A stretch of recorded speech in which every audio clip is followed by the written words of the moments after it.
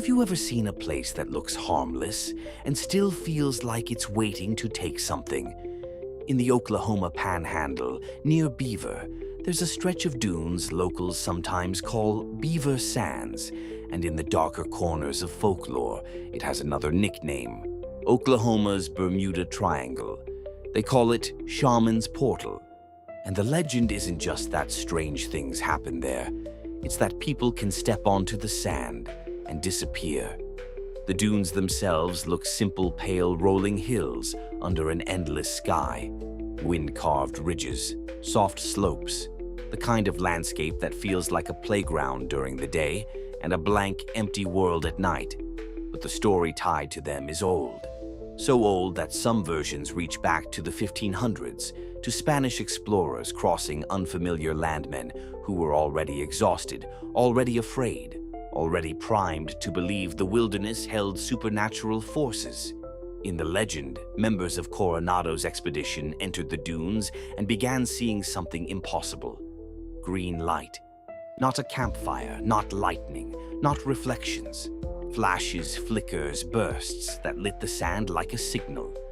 A few men followed it, and then, according to the story, they vanished. No footprints leading back, no bodies, no signs of struggle, just gone. The expedition searched. They called out names, they combed the dunes. Nothing. And once the idea of a place taking people takes hold, every later story starts to fit into the same shape. Modern versions stack on top of the old ones, hikers who swear they walked in a straight line and somehow ended up back where they started.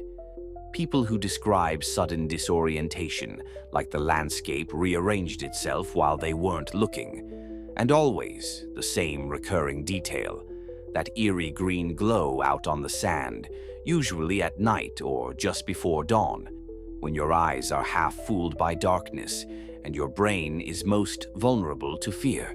Then the legend takes its sharpest turn, the UFO angle. In this version, the dunes aren't haunted in a traditional way. They're damaged like something punched through reality there. A crash site, a point of impact that didn't just leave wreckage. It opened something, a door, a seam, a weak spot in the world, a portal. That's why people disappear, the story says.